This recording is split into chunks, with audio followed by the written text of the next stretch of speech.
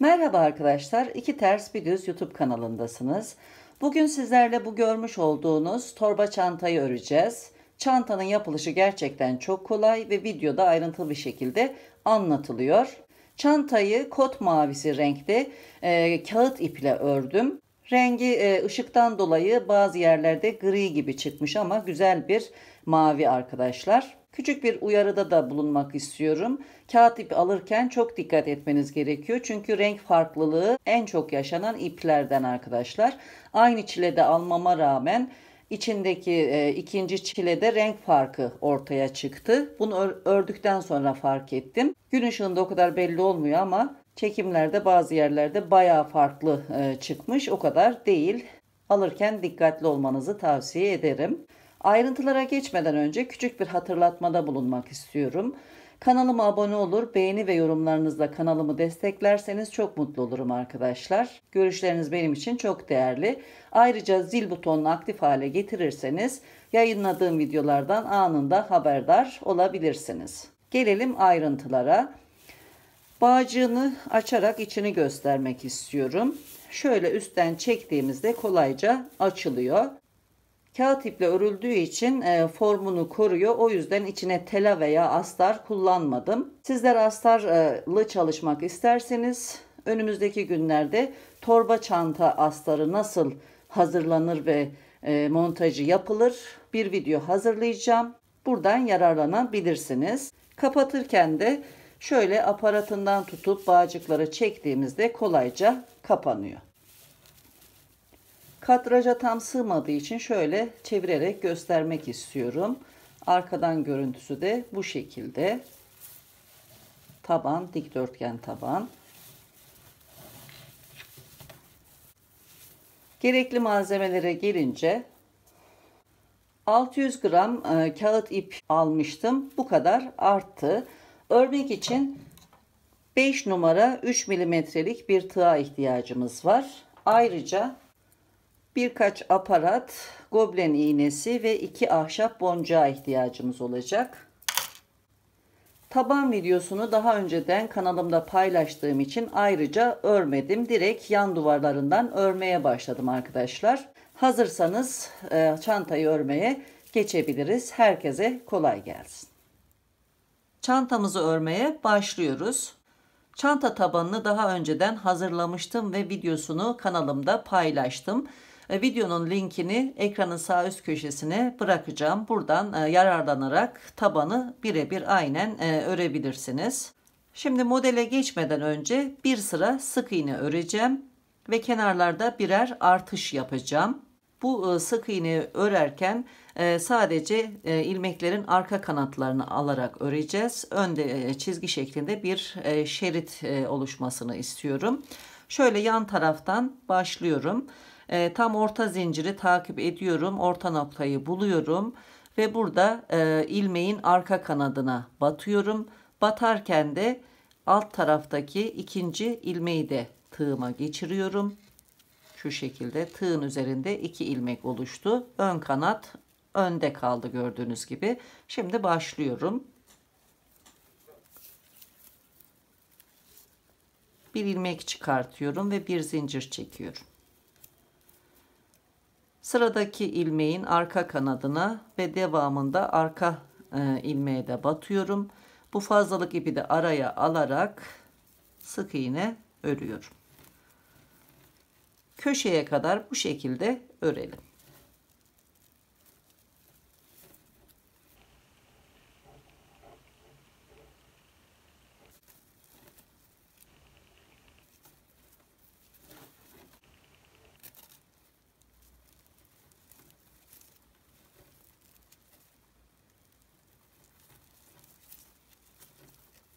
Ayraca kadar ördüm. Ayracı çıkartıyorum ve buraya 2 sık iğne örerek bir artış yapıyorum.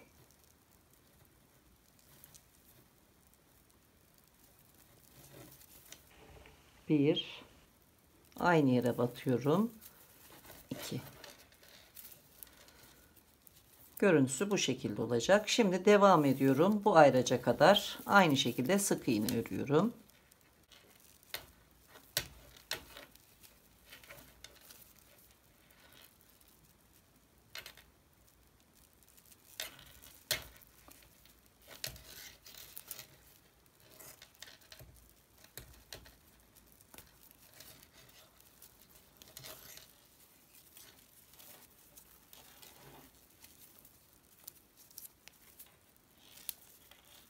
Ayraçtan önceki son ilmeği de örüyorum.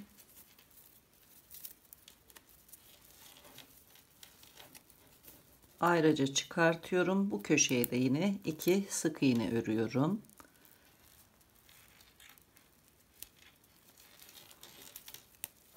Bir, aynı yere batıyorum. 2. Devam ediyorum. Yine bu köşede 2 sık iğne, bu köşede 2 sık iğne örerek sıra sonuna kadar geliyorum.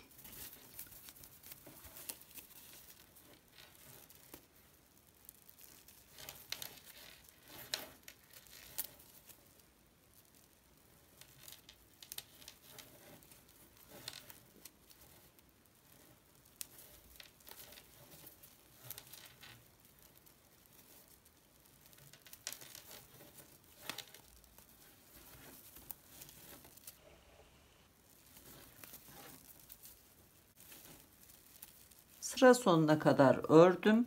Başlangıçta çekmiş olduğum zinciri de bir sık iğne kabul ediyorum. Toplam 160 sık iğne örmüş oldum. İlmek olarak da 159 ilmek oldu. Spiral şeklinde ben örgüyü sürdüreceğim. Hemen ilk ilmeğe batacağım. Burada da bir ilmek oluşacak. İlmek sayısı da 160 ilmek olacak. Şimdi ilk çekmiş olduğum zincirden sonraki ördüğüm sık iğnenin ilmeğine batıyorum. Bir ilmek çıkartıyorum ve bir sık iğne örüyorum. Buradaki ilmekle birlikte 160 ilmek oldu. Buraya bir ayraç yerleştiriyorum tur başlangıcını belirtmek için. İkinci tura ve modelime başlıyorum. Bu sık iğneyi atlıyorum. İkinci sık iğnenin alttaki ön kanatlarını alıyorum. Üsttekiler değil, öndekiler. Bir ilmek çıkartıyorum.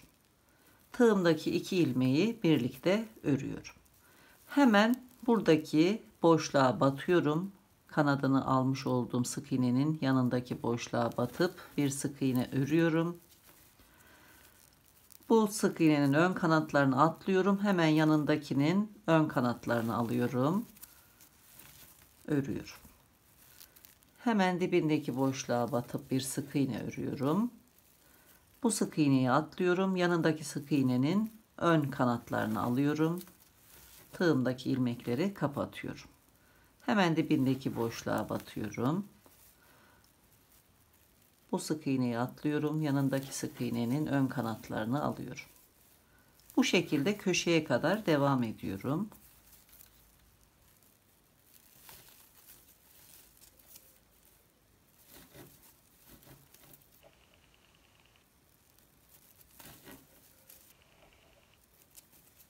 Hemen dibindeki boşluğa batıyorum. Bir sık iğne örüyorum. Şimdi köşeyi dönüyorum. Bu sık iğneyi atlıyorum. Yanındaki sık iğnenin ön kanatlarını alıyorum. Hemen dibindeki boşluğa batıyorum. Bir sık iğne örüyorum. İkinci sık iğnenin ön kanatlarını alıyorum. Tığımdaki ilmekleri kapatıyorum. Dibindeki boşluğa batıyorum. Sık iğne örüyorum. Bu sık iğneyi atlıyorum. Yanındaki sık iğneye batıyorum. Bu şekilde devam edelim. Çevresini örüp ayrıca geldiğimizde tekrar birlikte olacağız.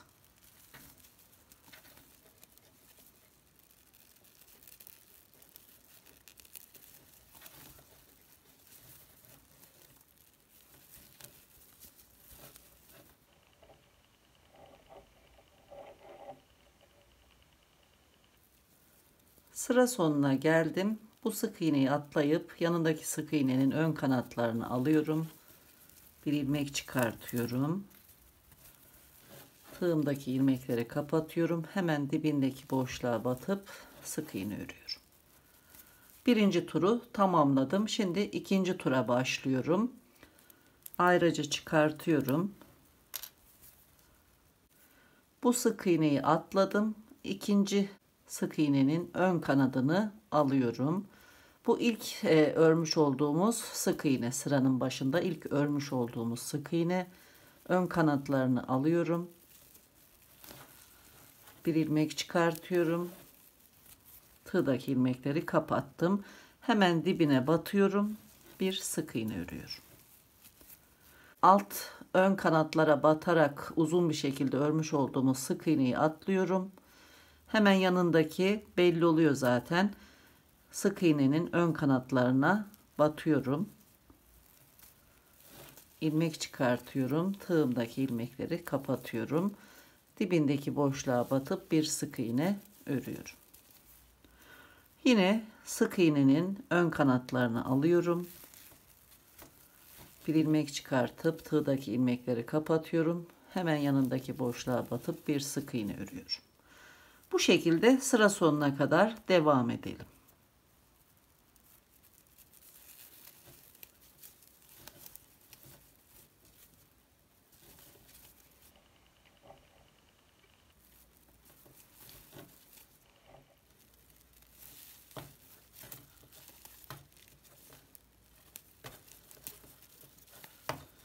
Tur başlangıcına geldim. Burası ikinci turun başlangıç bölümü.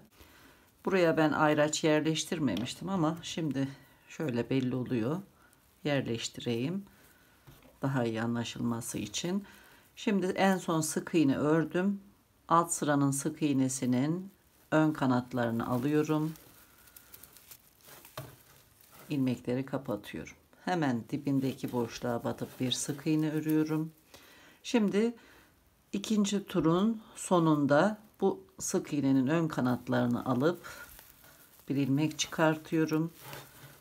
Tığımdaki ilmekleri kapatıyorum. Şimdi üçüncü tura başlıyoruz. Sürekli bu ikinci sırayı tekrar ederek örgümüzü sürdüreceğiz. Sık iğnenin ön kanatlarını örmüştüm. Şimdi hemen sıradaki boşluğa batıp bir sık iğne örüyorum. Burası tur başlangıcı, işaretleyeyim. Aynen alt sıradaki gibi sık iğne ile 3. tura başladım. Devam ediyorum. Alt sıranın sık iğnesinin ön kanatlarını alıyorum. İlmekleri kapatıyorum. Dibindeki boşluğa batıp bir sık iğne örüyorum. Bu sık iğnenin ön kanatlarını alıp ilmek çıkartıyorum. Tığımdaki ilmekleri kapatıyorum. Sıradaki boşluğa batıp bir sık iğne örüyorum. Bu şekilde modelimizi sürdüreceğiz.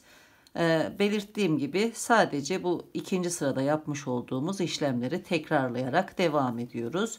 İstediğimiz yüksekliğe gelince tekrar birlikte olacağız.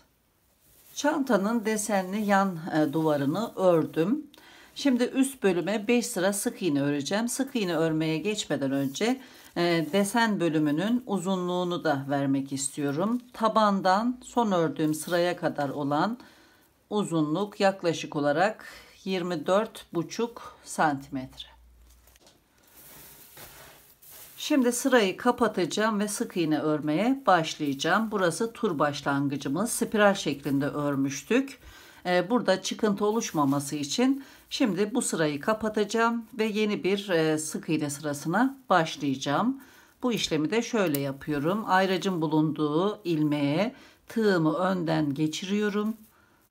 İlmeği arka taraftan ön tarafa alıp sıkıştırıyorum. Bu şekilde.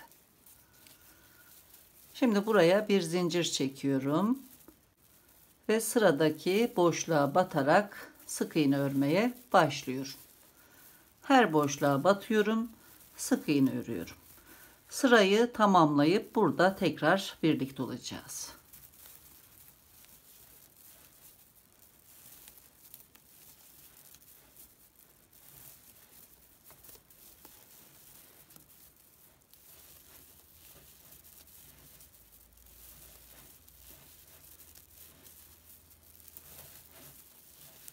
Toplam 159 sık iğne ördüm.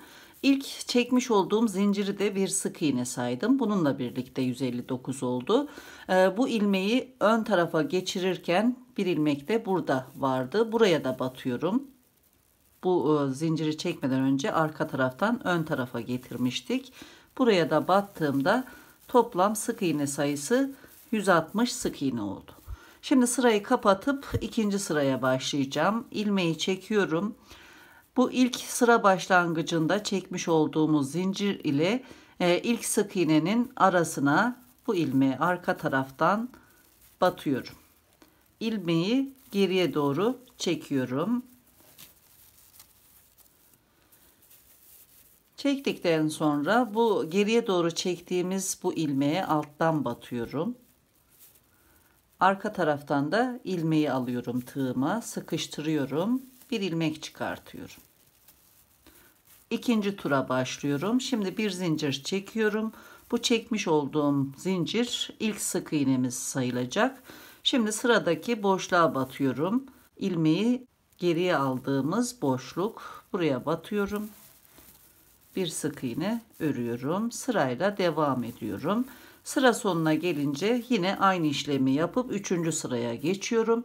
Bu şekilde 4 tur daha örelim. Bu sırayla birlikte toplamda 5 tur olacak. Devam edelim.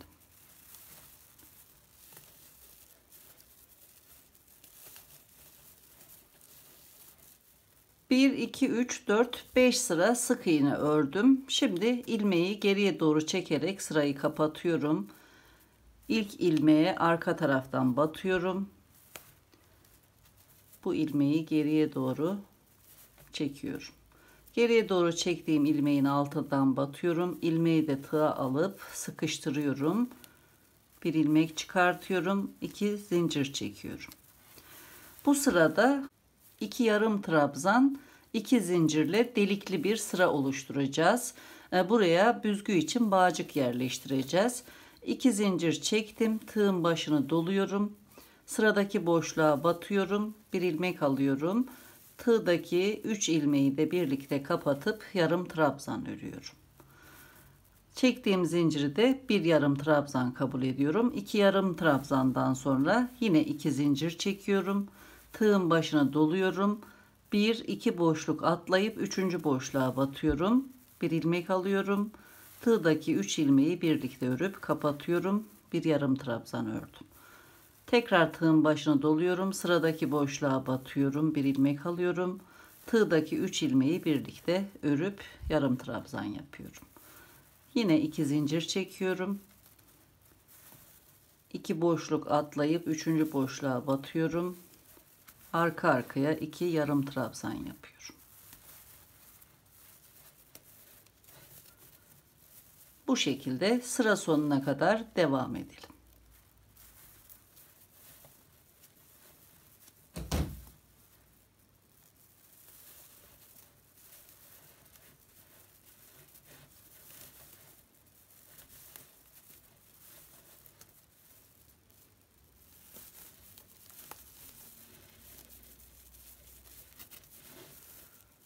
Son 2 yarım trabzanı ördüm. 2 zincir çekiyorum. 1-2 boşluk atlayıp sırayı kapatacağım. Yine ilmeği biraz uzatıyorum. Başlangıçtaki zincir ile trabzan arasına arka taraftan tığımı batırıyorum. Bu ilmeği geriye doğru çekiyorum. Geriye doğru çektiğim ilmeğin altından batıp bu ilmeği de alıyorum. Sıkıştırıyorum. Bir zincir çekiyorum. Bu ilk sık iğne olacak. Sık iğne örmeye başlıyoruz. Buradaki trabzanın tepesine batıyorum. İkinci sık iğneyi ördüm. Burada 2 zincir çekip 2 sık iğne atlamıştık. Şimdi zincirlerin içerisine batıp 2 sık iğne örüyorum. 1 2. Buradaki yarım trabzanlara batıyorum. 2 sık iğne örüyorum. İkinciye de batıyorum. Tekrar boşluğa batıp 2 sık iğne örüyorum. Yarım trabzanların tepesine batıp 2 sık iğne örerek devam ediyorum. Bu şekilde sıra sonuna kadar devam edeceğiz. Bu sıradan başka 2 sıra daha sık iğne öreceğiz. Tekrar birlikte olacağız.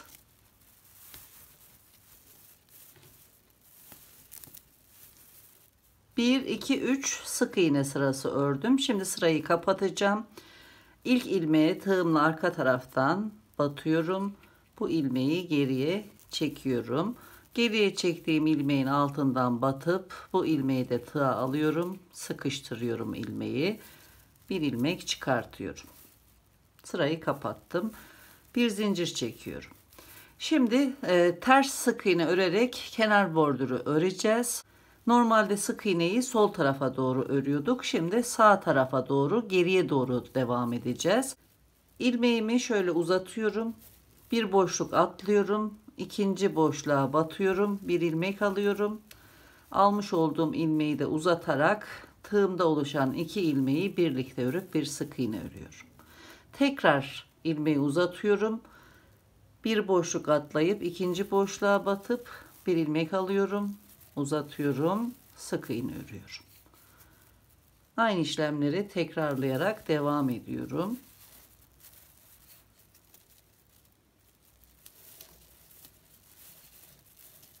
Şu şekilde bir kenar bordürü oluşuyor. Sıra sonuna kadar bu şekilde devam edelim. Önce ilmeği uzatalım. Bir boşluk atlayıp ikinci boşluğa batıp ilmek alıp sık iğne örelim.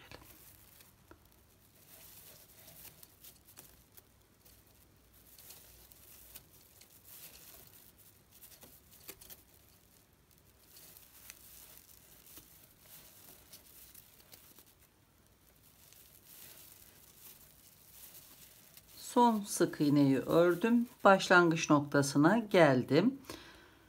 Burada ilmeği ilk sık iğnenin altından şöyle batırıyorum. Buradan çıkmıştı ilmeğimiz. İkinci boşluğun içine arka taraftan batıyorum. İlmeği geriye doğru çekiyorum şu şekilde. Bağlamış olduk. Daha sonra ipi kesiyorum.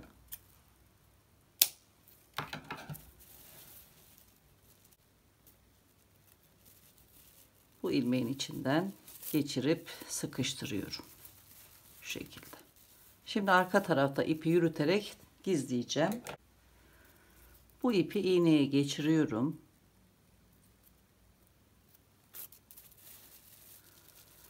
İlmeği sıkıştırdıktan sonra geri tarafta ilmekler arasında yürütüyorum. İlmeğin çıktığı yerden bir ilmek öteden şöyle batıyorum.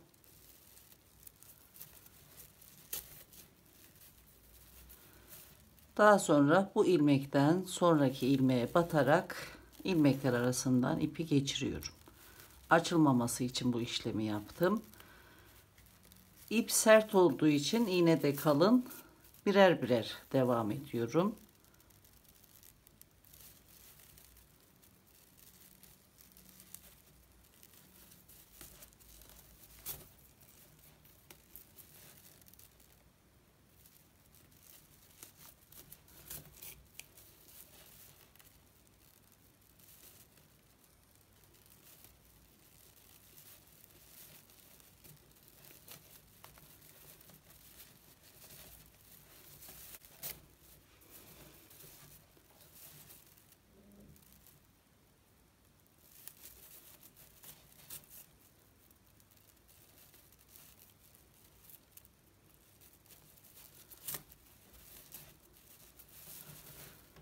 Fazlalık ipi de kesiyorum.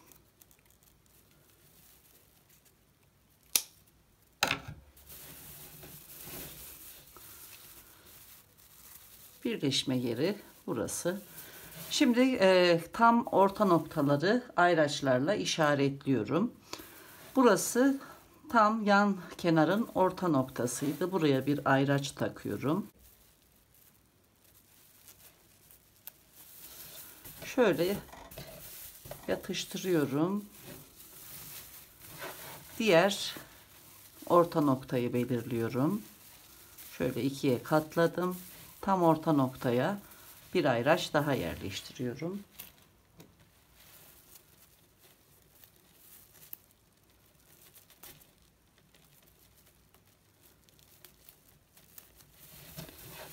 Bu iki ayraç arası yan orta noktalar.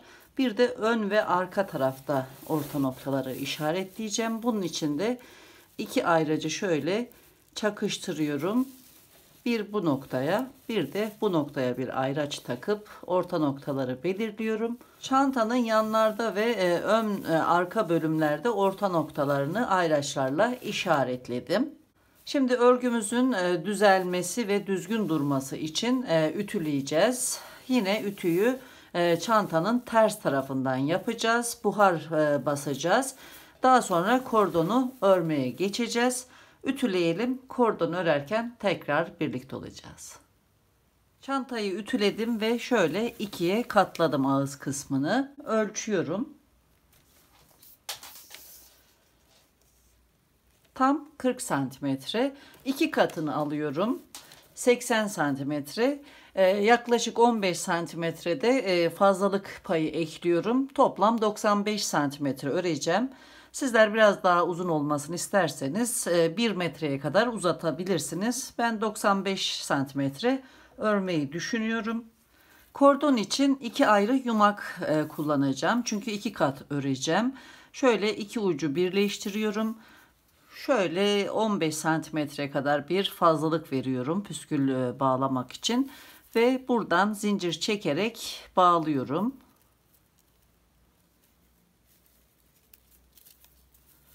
Sıkıştırıyorum çekmiş olduğum zincirle. Bu 2 kat ipin birini parmağıma doluyorum. Diğerini ise tığa dolayarak 2 kat zincir çekeceğiz. Şöyle sıkıştırdım. Alttan gelen ipi tığın üzerinden geçiriyorum. Parmağımdaki ipten ilmek alıp zincir çekiyorum. Aynı şekilde yine alttaki ipi tığın üzerinden geçirdim.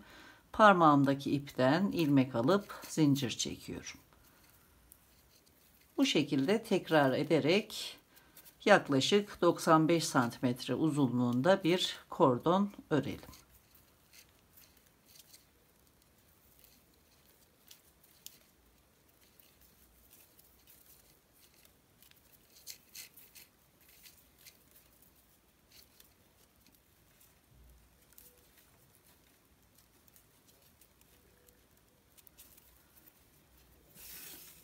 ...95 santimetre kordon ördüm. Alttaki ipi kesiyorum. Biraz püsküller için ip ayırıyorum. İpi kesiyorum.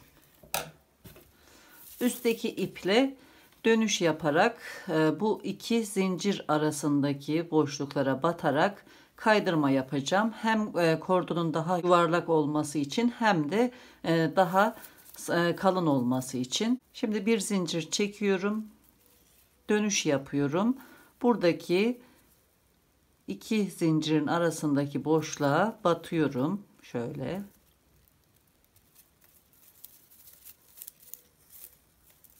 Bir ilmek alıyorum. Aldığım ilmeği tığdaki ilmeğin içinden geçiriyorum. Kaydırma yaptım. Şimdi sıradaki boşluğa batıyorum. Şöyle tığımın üzerinde 2 ilmek olacak. Bir ilmek alıyorum. Tığdaki ilmeğin içinden geçirip kaydırıyorum. Sıra sonuna kadar bu şekilde devam ediyorum.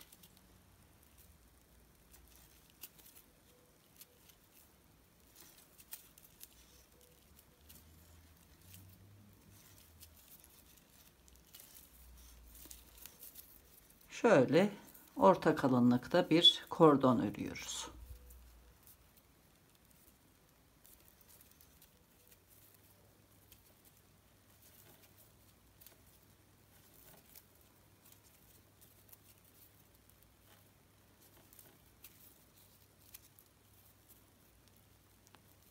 Kordonun örme işlemini tamamladım. İlk zincire batıyorum. Bir ilmek çıkartıyorum ve son kaydırmayı yapıyorum. Burada bıraktığım ipler kadar ip bırakıp ipi kesiyorum.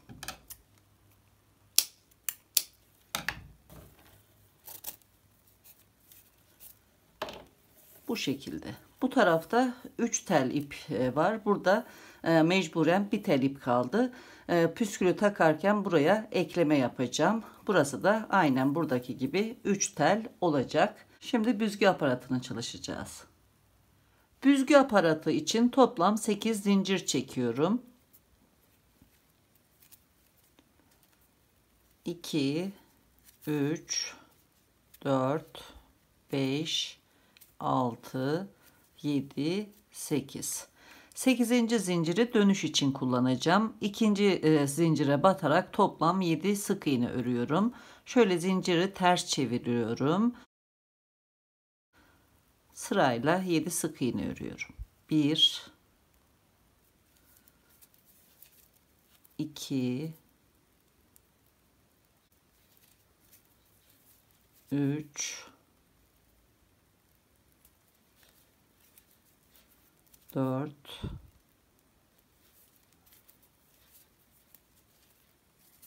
5,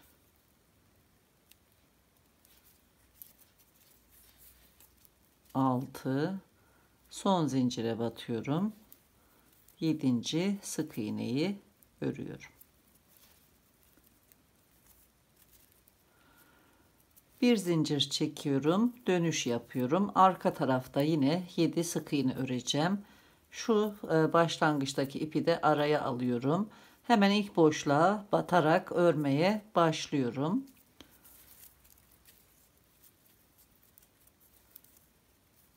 Bir, 2,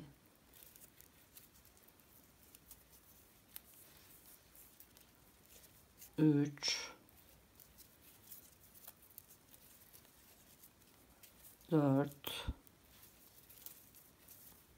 5, 6, son ilmeğe batıyorum. 7 sık iğne ördüm. Tekrar bir zincir çekiyorum, dönüş yapıyorum. İlk sıradan itibaren toplam 12 sıra sık iğne örelim.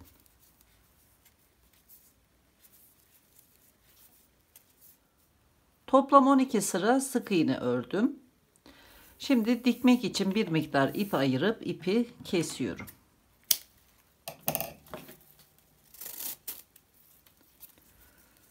Şu şekilde dikip içinden bağcıkları geçireceğim. Şimdi sıra geldi püskülleri yapmaya. Püsküllerden birini hazırladım. İkinci püskülü birlikte hazırlayacağız. Bunun için şöyle eni 10 cm sert bir karton alıyorum ve etrafına ip dolamaya başlıyorum. Ben 40 tur doladım ama sizler ipinizin kalınlığına göre istediğiniz sayıda dolayabilirsiniz. Şu şekilde dolamaya başlıyorum.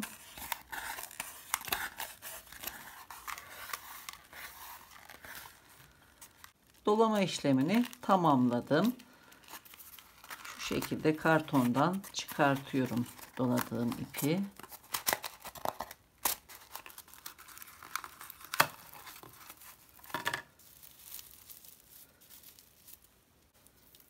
Şöyle bir ip geçiriyorum geçici olarak dağılmaması için.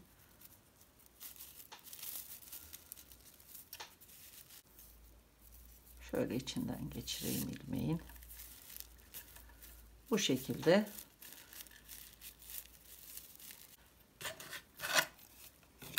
ipi kesiyorum. Şimdi püskülün etrafına ip dolayarak bu bölümü sıkıştıracağım. Bunun için ipin ucunu baş parmağımın altına alıyorum ve dolamaya başlıyorum.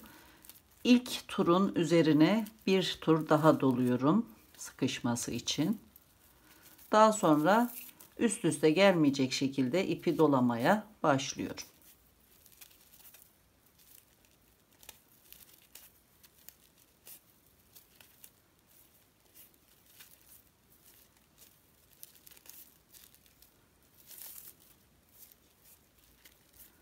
Daha sonra ipi kesiyorum. İpin ucunu bir iğneye geçiriyorum.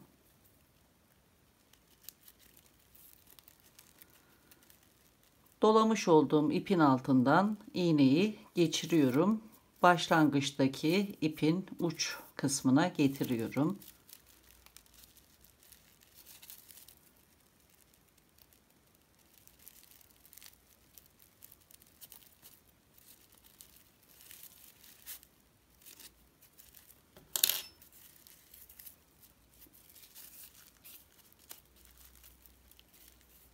Şimdi iki ucu düğümlüyorum.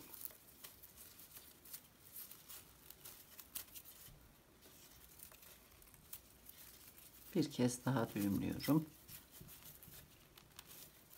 Düğümün altta kalması için tekrar iplerin ucunu iğneye geçiriyorum.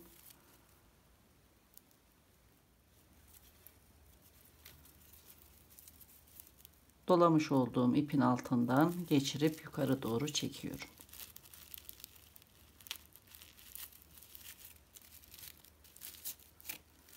Düğümü alt tarafa çekmiş oldum.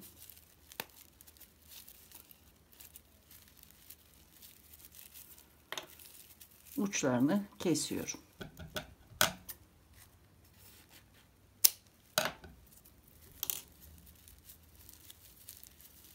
Bu şekilde. Daha sonra buradan makasla keserek püskülün saçaklarını ortaya çıkartıyorum.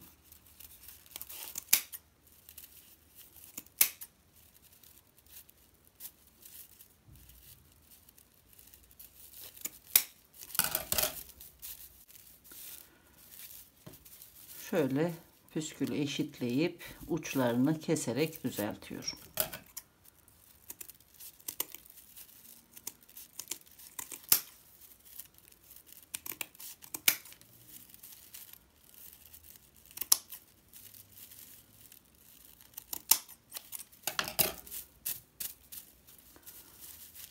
Püsküllerimiz hazır. Bu bölümden dikerken bu ipleri çıkartacağız. Şimdi çantanın sapını örmeye geçebiliriz. Çanta sapını örmeye başlıyorum. Sapı yatay olarak öreceğim. Yani uzun kenarından örmeye başlayacağım ve 5 sıra ön yüzden sık iğne öreceğim. Kenarlarına da kaydırma yaparak çanta sapını tamamlayacağım. Yaklaşık olarak 70 santimetre uzunluğunda bir sap öreceğim. Bunun için 110 zincir çekerek başlıyorum.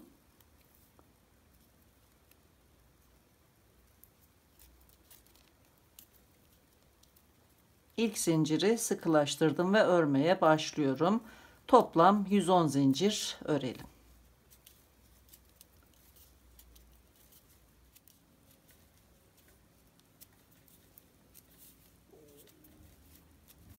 Şöyle zincirin ters tarafını çeviriyorum. İlk zinciri atlıyorum. İkinci zincirin bu çıkıntısına batıyorum. Sık iğne örmeye başlıyorum. Sırayla zincirin çıkıntılarına batarak sık iğne örüyorum. Sıra sonuna kadar devam edelim.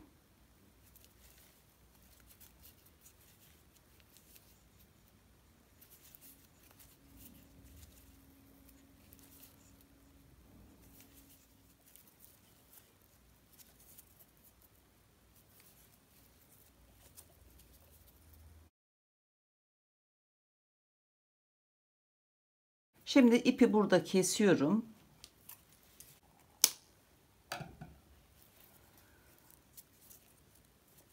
İpin ucunu ilmeğin içine sokup şu şekilde sıkıştırıyorum. İlmeği çekiyorum.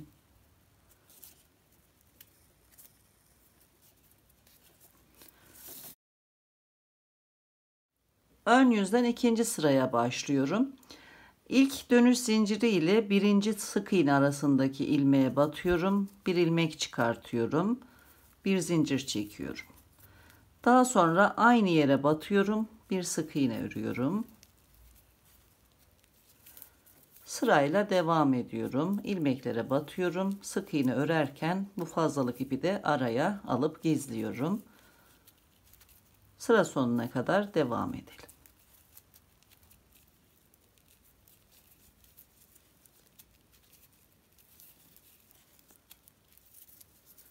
İkinci sıranın sonuna geldim. Bu sondaki fazlalık ipi de araya alarak sık iğne örmeyi sürdürüyorum.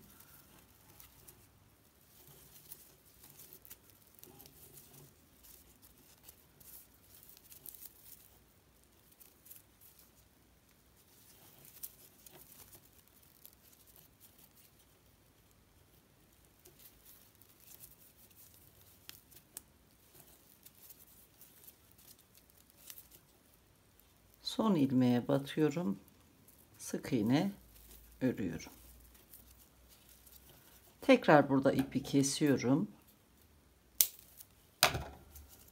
İlmeğin içinden alttan batarak geçiriyorum. Şöyle ilmeği de sıkıştırıyorum önce.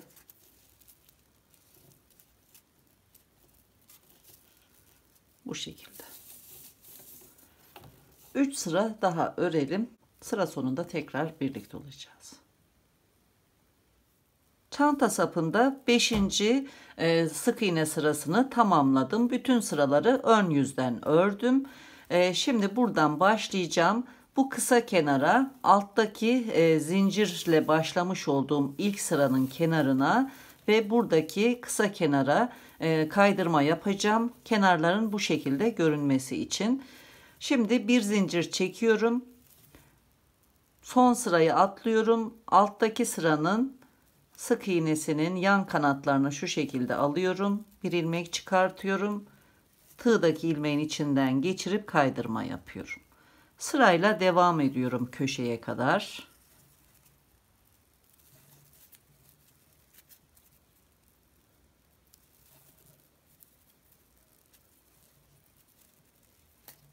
Şimdi bir zincir çekiyorum. Buradaki ilk zincire batıyorum, kaydırma yapıyorum.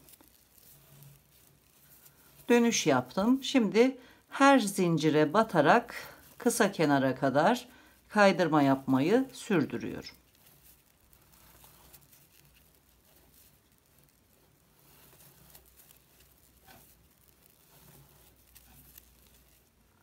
Sıra sonuna kadar kaydırma yaptım. Bir zincir çekiyorum. İlk sıranın sık iğnesine batıp kaydırma yapmayı sürdürüyorum. Sırayla batıyorum.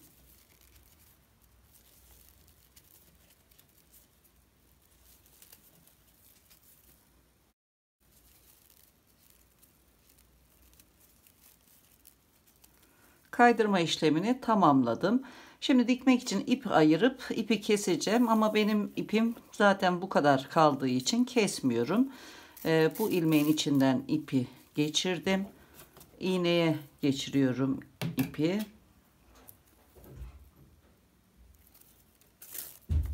Sırayı kapatıyorum. İlk ilmeğe arka taraftan batıyorum. Daha sonra ipin çıktığı ilmeğe de üstten batarak ipi alt tarafa geçiriyorum. Kapatmış oldum.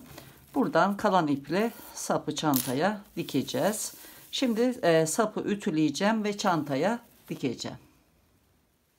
Çanta sapını dikmeye başlıyorum. Burası yan kenarın tam orta noktası. Önceden ayarlamıştık. Bu iki yeşil ayraç çantanın yan kenarlarının orta noktasını işaret ediyor.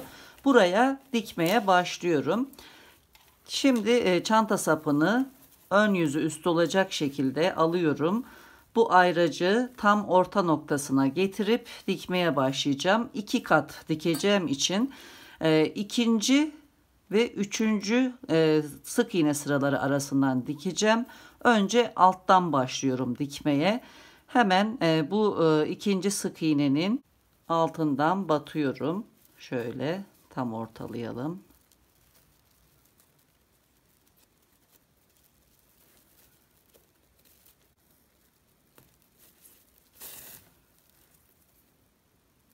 İkinci boşluktan geri gidiyorum. Arkadan da çanta sapını tutturuyorum. Bu boşluktan çıkıyorum. Diğer boşluktan aşağı iniyorum.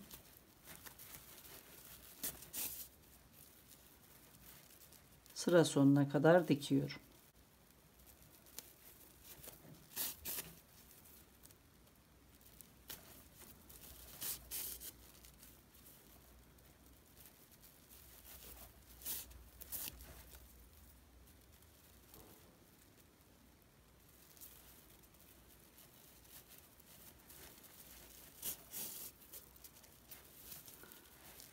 Bir kat dikmiş oldum.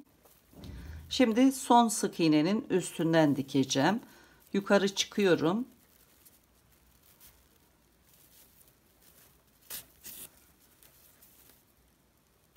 Aynı şekilde dikmeyi sürdürüyorum.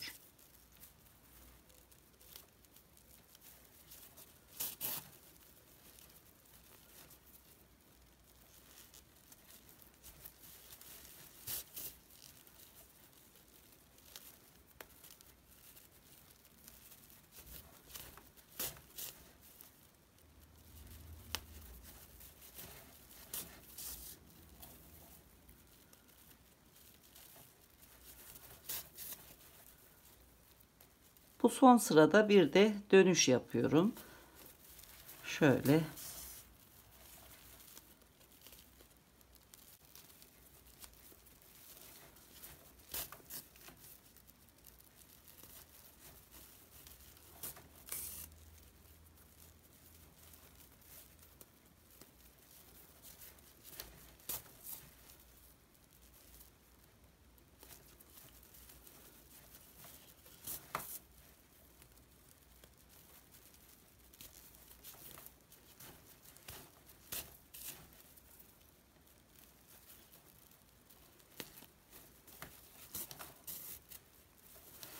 Sağlam bir dikiş oldu. Bu şekilde alttan görüntüsü de böyle. Şimdi buradan ipi alttan yürüterek temizliyorum.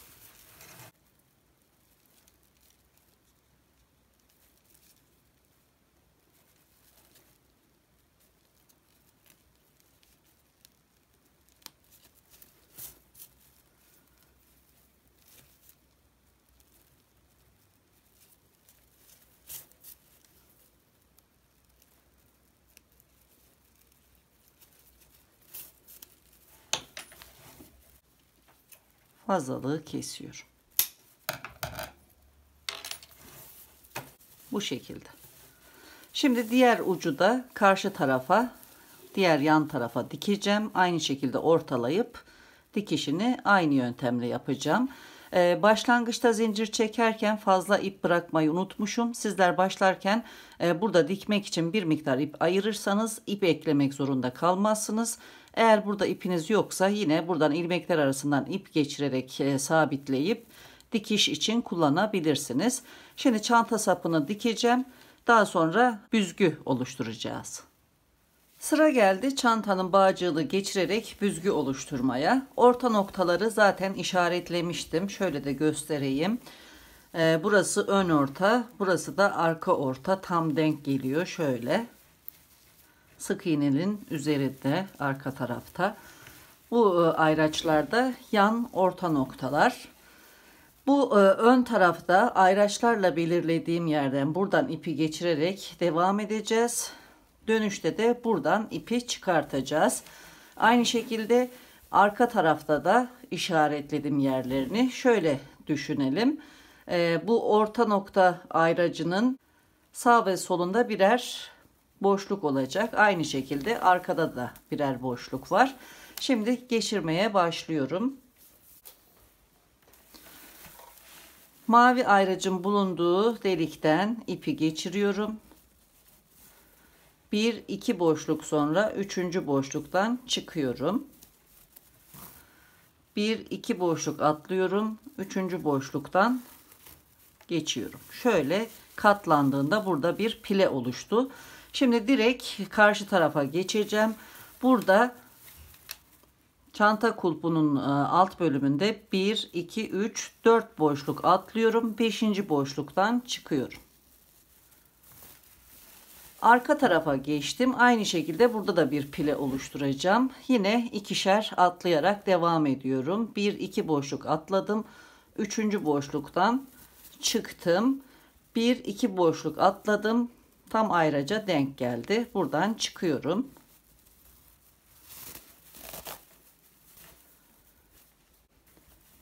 Bir iki boşluk atlıyorum. Bu ayracın bulunduğu yerden giriyorum. Yine 1-2 boşluk atlayıp 3. boşluktan çıkıyorum. 1-2 boşluk atlayıp 3. boşluktan giriyorum. Kulpun alt bölümünde 1-2 3, 4 boşluk atlayıp 5. boşluktan çıkıyorum. Ön tarafa geldik. 1, 2 boşluk atlıyorum. Üçüncüden geçiriyorum. 1, 2 boşluk atlıyorum. Tam ayracın bulunduğu noktadan çıkıyorum. Daha sonra bağcığı çektiğimde şu şekilde hem arka tarafta hem de ön tarafta büzgüler oluştu şu şekilde pile. Bu şekilde. Kameranın kadrajına tam sığmadığı için bütün olarak gösteremiyorum. Büzgüleri oluşturduk. Şimdi bu bölüme aparat yerleştireceğiz. Örmüştük. Büzgü aparatının önce iki ucunu birleştirip dikeceğim. Daha sonra bağcıklara geçirip ortadan da bir dikiş yapacağım. Kenarda bırakmış olduğum ipe iğneyi geçirdim. Bu tarafın ilk ilmeğine alttan batıyorum. İki ucu birleştirdim. Daha sonra hemen bu battığım yerdeki ikinci ilmeğe batıyorum. Burada da karşı tarafta da ikinci ilmeğe batıyorum. Sıkıştırıyorum. Tekrar buradaki hemen son battığım yerin yanındaki ilmeğe batıyorum. Karşısındaki ilmeğe batıp çıkıyorum.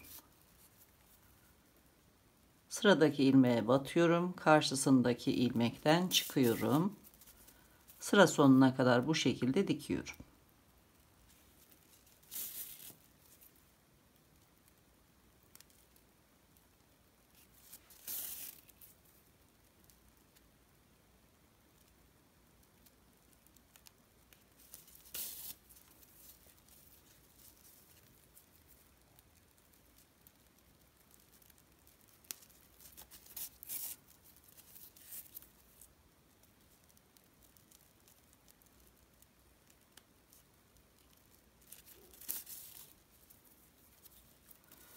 İki ucu birleştirdim. Burada bir kez daha buraya batıyorum. Sıkıştırıyorum. Şimdi ipleri ortadan geçiriyorum.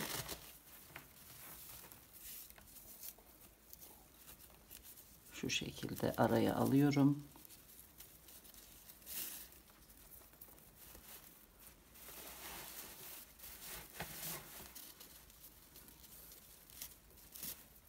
Şöyle aralarından alt tarafa tutturarak devam edeceğim. Buradan karşıya geçiyorum.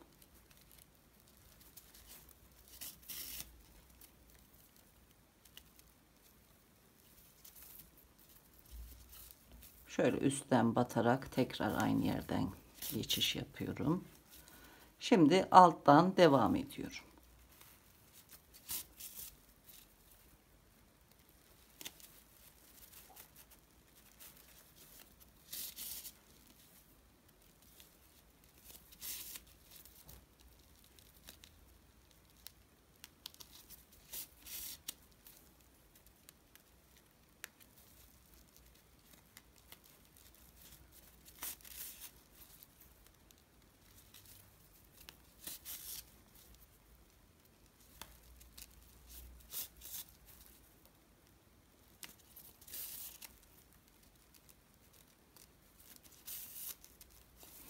Uç kısma kadar diktim. Burada yine şöyle iki kez doluyorum sağlam olması için.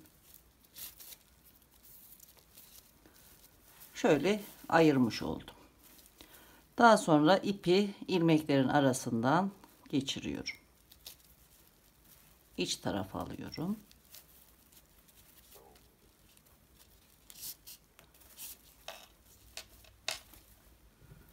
Fazlalığı kesiyorum.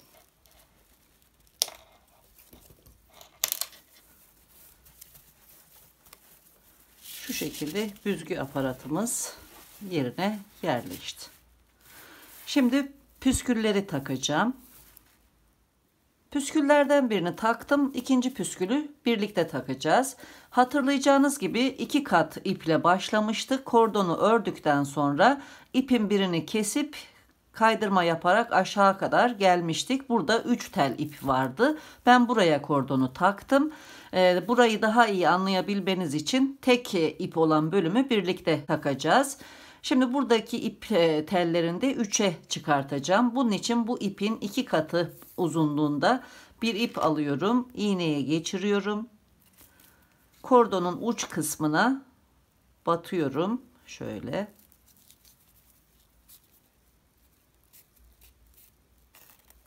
İkiye katladım. Eşit uzunluğa getiriyorum.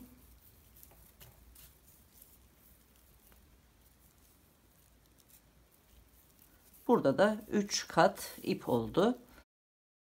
Bu 3 kat ipi iğneye geçiriyorum tekrar.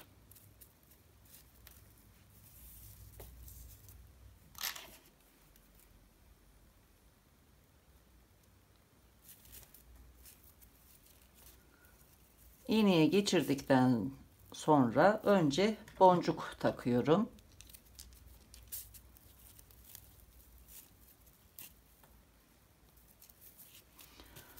Burada farklı renk ipin bulunduğu bölümden şöyle tam orta noktadan iğneyi geçiriyorum.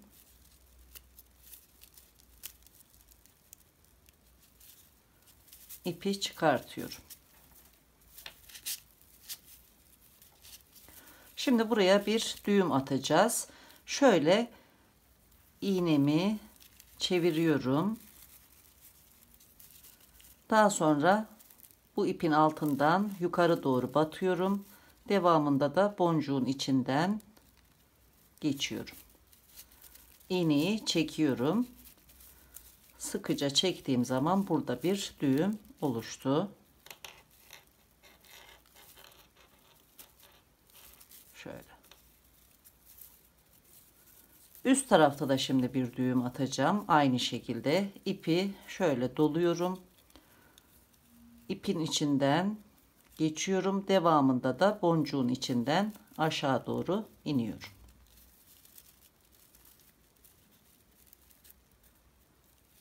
Burada ipi çekmemiz biraz zor olacak çünkü kalınlaştı. Şöyle bir pense veya karga burundan yardım alabilirsiniz.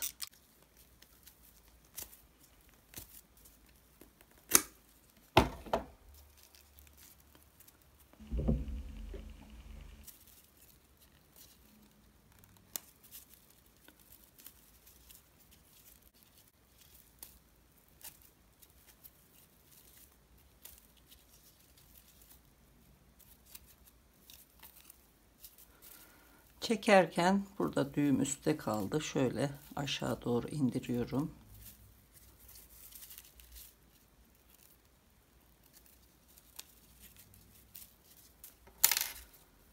İpleri çekiyorum tekrar. Sıkıştırıyorum. Bu şekilde. Şimdi fazlalık ipleri kesiyorum dibinden.